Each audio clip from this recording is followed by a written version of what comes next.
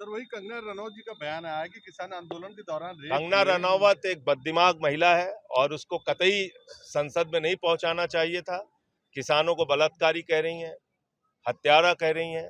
बहुत ही ये अपमानजनक बात है और मैं समझता हूं कि भारतीय जनता पार्टी को इसके ऊपर एक्शन लेना चाहिए। देखिए, ये एक बहुत बड़ा धोखा है कर्मचारियों के साथ। क्यों है ये मैं बता रहा हूं आपको। जो पुरानी पेंशन की स्कीम थी उसमें कर्मचारी से एक भी पैसा नहीं लिया जाता था और अंतिम जो सैलरी ड्रॉ होती थी उसका आधा पेंशन मिलता था। नई ये पेंशन स्कीम बिल्कुल कर्मचारियों के खिलाफ थी। अब ये यूपीएस जो है इसमें आप कह रहे हैं कि 10% आपकी सैलरी से पहले महीने से ही कटना शुरू हो जाएगा जब आप नौकरी करेंगे। जब तक नौकरी करेंगे तब तक कटेगा और बाद में आपको पेंशन मिलेगा। तो मेरा सवाल यह है कि भाई अगर आप पेंशन स्कीम देना चाहते हैं तो ओल्ड पेंशन स्कीम दीजिए ना। आप कर्मचारी का पैसा लेके कर्मचारी को पेंशन दे रहे हैं। यह कौन सी पेंशन स्कीम है आपकी? कर्मचारी का पैसा इकट्ठा करके 40 साल तक, उसके बाद आप उसको पेंशन दे रहे हैं। बुनियादी तौर पे एक ये सबसे गलत बात है इस यूपीएस स्कीम की। दूसरी बात क्या है, आपने इसमें शर्त लगा दी कि 25 साल तक नौकरी करना जरूरी है। अब जो हमारे पैरामिलिट्री फोर्सेस के लोग हैं, देश में अर्धसैनिक बल के जो लोग हैं, वो 20 साल के बाद रिटायर हो जाते हैं। अधिकांश लोग रिटायर हो जाते हैं।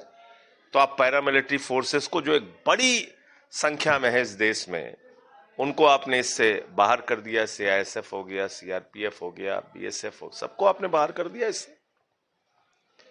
तीसरी बात आपने क्या किया इसमें, ओबीसी, दलित और आदिवासी को आपने इस स्कीम से बाहर कर दिया।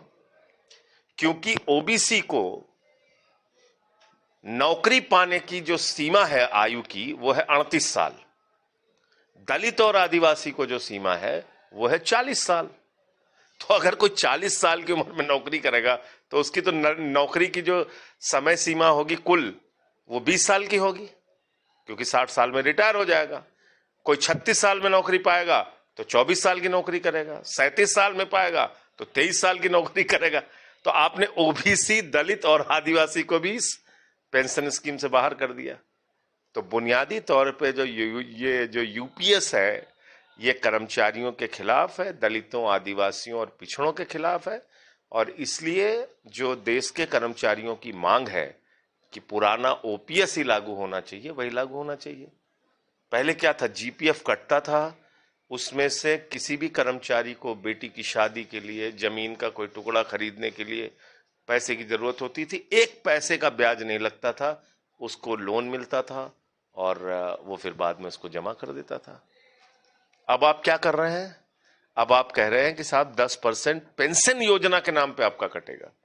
तो ये स्कीम कर्मचारियों के खिलाफ है।